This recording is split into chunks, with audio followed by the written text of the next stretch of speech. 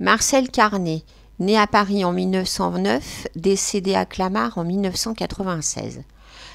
Marcel Carné est tout d'abord journaliste et critique de cinéma avant de signer un documentaire Nogent, Eldorado du dimanche, 1929. Il réalise son premier long métrage de fiction en 1936, Jenny, avec pour vedette Françoise Roset, qui l'aide ainsi à démarrer. Par la suite, les films de Marcel Carné illustrent parfaitement ce qu'il est convenu d'appeler le réalisme poétique. Son association aussi complète que talentueuse avec Jacques Prévert est louée d'une façon unanime.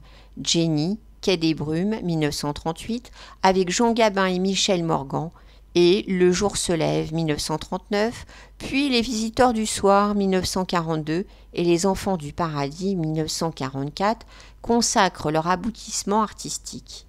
Vus et revus, classiques parmi les classiques, la plupart de ces films procurent toujours aujourd'hui un évident plaisir de grand cinéma.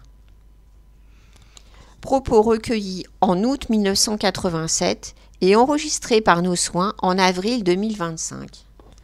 Quelle fut votre position à l'avènement du parlant ?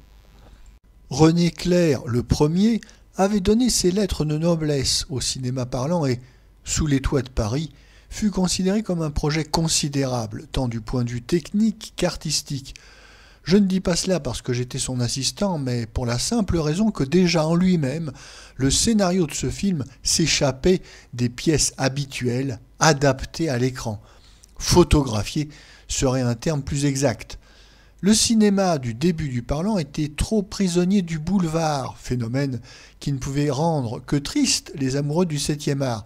Mes craintes de le voir devenir le simple pendant du théâtre étaient d'ailleurs fondées. En très peu de temps, une régression importante s'était accomplie. Je pensais au contraire que le parlant était susceptible d'apporter autre chose. On ne peut comparer cette période troublée avec celle des débuts de la couleur. L'élément plastique, auparavant stylisé par l'image noir et blanc, perdait d'un seul coup tout son impact. À ce sujet, une question se pose éternelle. Faut-il copier la vie ou l'interpréter ? C'est la deuxième solution qui est, à mon sens, dans le vrai. Quel film muet avez-vous apprécié ? J'aimais beaucoup ceux de Fritz Lang, titre devenu classique désormais, Métropolis, Les Espions. Pour ce qui était du cinéma français, j'admirais Abel Gans et Jacques Feder qui, avec La Roue et Napoléon, Crinquebille et Carmen, avaient montré leur génie créateur. À la fin des années 20, j'avais apprécié La Thérèse Raquin de Feder, incarnée par Gina Manès. Lorsqu'en 1953, j'ai voulu réaliser une nouvelle version du roman de Zola avec Simone Signoret, j'ai cherché à montrer le personnage d'une façon très différente, en commençant par le situer à une époque moderne. Aujourd'hui, la version de Feder semble perdue à jamais, ce qui est bien dommage. L'un des premiers films parlants à m'avoir beaucoup impressionné fut La Petite Lise. Jean Grémillon était un cinéaste de grand talent, c'était de plus un ami. Vous avez été l'assistant de Feder pendant plusieurs années. J'ai participé à 3 de ses films, Le Grand Jeu, Pension Mimosa et La Kermesse héroïque. Feder était un artiste au talent très sûr et j'ai beaucoup appris à son contact. En 1929, j'avais déjà collaboré à l'un de ses tournages, celui des Nouveaux Messieurs, gros succès de la fin du muet, interprété par Albert Préjean et Gaby Morlet. Je n'étais alors qu'assistant opérateur, mais pouvais déjà admirer la grande finition du travail de Feder. Quel souvenir avez-vous de Cagliostro, le film réalisé par Richard Oswald ? J'étais assistant opérateur de Jules Kruger dans cette reconstitution historique qui n'a pas laissé un souvenir impérissable. Oswald était un cinéaste germanique qui, s'il n'était pas maladroit, n'était pas non plus un génie. La critique de cinéma aussi vous attire ? J'avais remporté un concours de critique et une perspective d'avenir dans cette profession me séduisait assez. Mais à la suite de plusieurs semaines d'apprentissage, je me suis bien vite posé la question de savoir si ce n'était pas un métier de parasite. Je me suis alors lancé un défi, acheter une caméra d'amateur et devenir moi-même metteur en scène. C'est ainsi que pendant l'été 1929, j'ai tourné mon premier film, un court-métrage, Nogent, Eldorado du dimanche, avec l'aide d'un ami, Michel Sanvoisin, La plupart des historiens saluent cet essai poétique comme une merveille. Moi, j'avoue ne pas partager leur enthousiasme. Cette réaction est à mon sens bien exagérée. Aviez-vous été un journaliste à la dent dure? Je n'ai jamais été corrosif dans mes critiques, précisant toujours qu'il s'agissait de mon propre goût. Les autres pouvaient donc penser ce qu'ils voulaient. Je me suis toujours efforcé d'exprimer mon avis très correctement. Descendiez-vous en flèche des réalisateurs commerciaux, par exemple André Berthaumieux? Ces films n'avaient aucune prétention, certains même se laissaient voir avec plaisir. J'ai eu l'occasion de le rencontrer à plusieurs reprises. C'était certes un metteur en scène un peu vulgaire dans ses manières, mais d'une approche tout à fait sympathique. Votre phrase « Le cinéma doit descendre dans la rue » est restée célèbre. Ce propos a été souvent mal interprété. N'oublions pas que je l'ai écrit à un moment où sur les écrans affluaient les mélos mondains et les comédies boulevardières. C'était donc dans ce contexte uniquement que cette phrase prend tout son sens en invitant les cinéastes à s'attacher à une autre vision de l'existence et à un esprit plus populaire.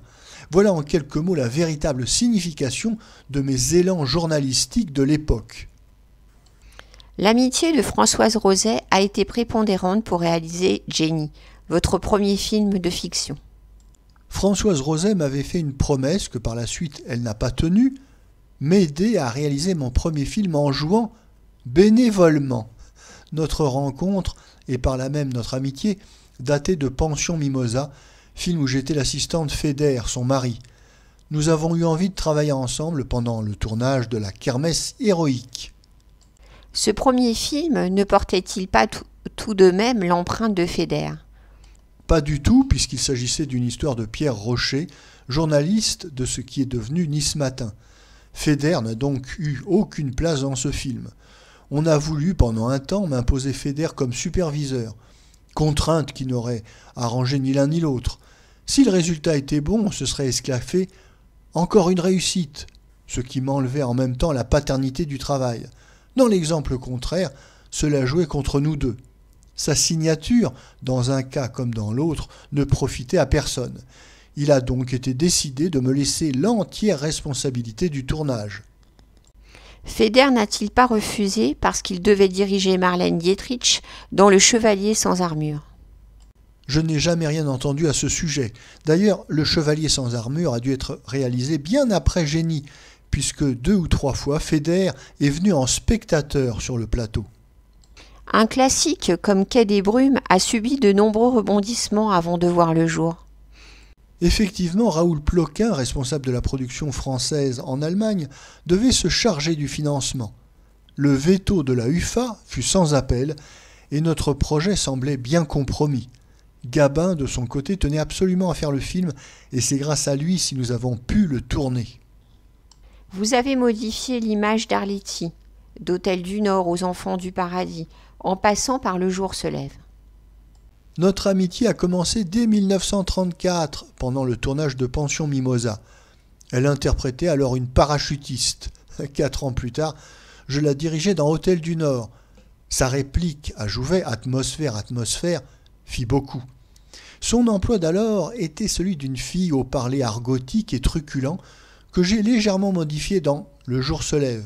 Pour la première fois, elle jouait une amoureuse et on la voyait même les larmes aux yeux. Ses accents intérieurs devenaient tout à coup plus humains, plus profonds. C'était en fait son premier grand rôle dramatique. La scène des adieux avec Gabin l'avait fait basculer vers des compositions plus nuancées. Cette progression n'a cessé de se développer par la suite jusqu'au personnage de Garance dans Les Enfants du Paradis. Les visiteurs du soir et les enfants du paradis tranchent avec notre sentiment de restriction, synonyme d'occupation. J'ai dû me battre pour apporter un à un les éléments nécessaires à leur réussite. Les visiteurs du soir a souffert davantage que les enfants du paradis de nos manques de moyens et de matériel. Les tissus des costumes moyenâgeux n'étaient pas de bonne qualité. Les marchands m'avaient menacé de ne pas les livrer s'ils ne s'acquittaient pas eux-mêmes de les dessiner. Résultat, il y aurait beaucoup à dire sur leur confection. On vous a parfois défini comme le metteur en scène des scénarios de Jacques Prévert. Certains prétendent que mes grands films sont réussis à cause de son empreinte et veulent de la sorte me calomnier en sous-entendant mon incapacité de faire un bon film sans lui. C'est oublier l'un de mes meilleurs, Thérèse Raquin, que j'ai réalisé en 1953, c'est-à-dire à une époque où Prévert n'écrivait plus pour moi. Je tiens à préciser également que la critique a descendu son travail en flèche à la sortie des Portes de la Nuit, sans même un mot sur sa merveilleuse chanson des Feuilles mortes. 3 ans plus tard, à celle de La Marie du Port, on a proféré que c'était mauvais justement parce que Prévert n'apparaissait pas au générique. Sans être crédité, il était en fait l'auteur du scénario. C'était de la part de mes détracteurs la démonstration flagrante de leur mauvaise foi. 40 ans après, quel est votre avis sur le remplacement de Gabin par Yves Montand dans Les Portes de la Nuit ? Jacques Prévert, à la suite de ce changement, n'a pas voulu modifier ses dialogues et ce rôle, écrit spécialement pour Gabin, reste donc davantage conforme à sa pointure qu'à celle de Montand. C'était d'ailleurs une erreur de l'avoir choisi. Son personnage était trop dense pour un débutant. De plus, Montand nous apparaît plutôt passif dans ce film, alors qu'en fait, il est un homme d'action. Depuis, il est devenu un acteur confirmé avec la carrière que l'on sait. Avez-vous un genre cinématographique précis ? J'ai une certaine préférence pour le fantastique. Les Visiteurs du soir, Juliette ou la clé des songes, et enfin La merveilleuse visite, mon dernier long métrage à ce jour, sont 3 films de ce genre. Le premier a très bien marché, les 2 autres moins bien. Le fantastique, paraît-il, ne plaît pas en France. Quelle récompense avez-vous obtenue ? J'ai reçu 3 lions à Venise. Annie Girardot a remporté un prix d'interprétation pour 3 chambres à Manhattan. Et au cours d'un hommage consacré au grand cinéaste, j'ai tout de même été situé sur un pied d'égalité avec John Ford et Ingmar Bergman, ce qui représente à mon sens une forme de consécration. On vous dit facilement coléreux sur les tournages, est-ce vrai ? C'est une légende. Je n'ai jamais eu de discussion avec un acteur et des hommes de théâtre aussi accomplis que Louis Jouvet, Jean Vilar ou Jean-Louis Barrault. Écoutez mes recommandations. Votre exigence est notoire. C'est un comble que l'exigence et le perfectionnisme soient considérés dans ce métier comme des défauts. Je crois au contraire que si l'on aime mettre en scène, et par là même les sujets que l'on traite, ils sont synonymes de qualité. Que pensez-vous du cinéma contemporain ? Si je peux me permettre une remarque, le cinéma manque de diversité. Il y a surabondance en ce moment d'histoires policières où de manière systématique, la violence intervient.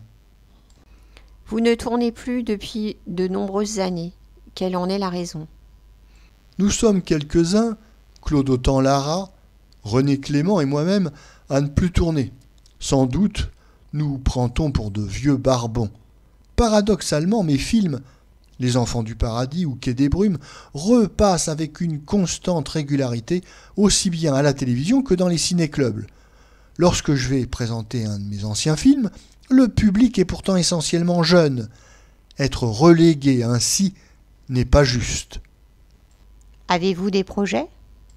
Je voudrais porter à l'écran une nouvelle de Maupassant, mais figurez-vous que je ne trouve pas de producteur. Les Français, d'après eux, n'aiment plus les films à costumes.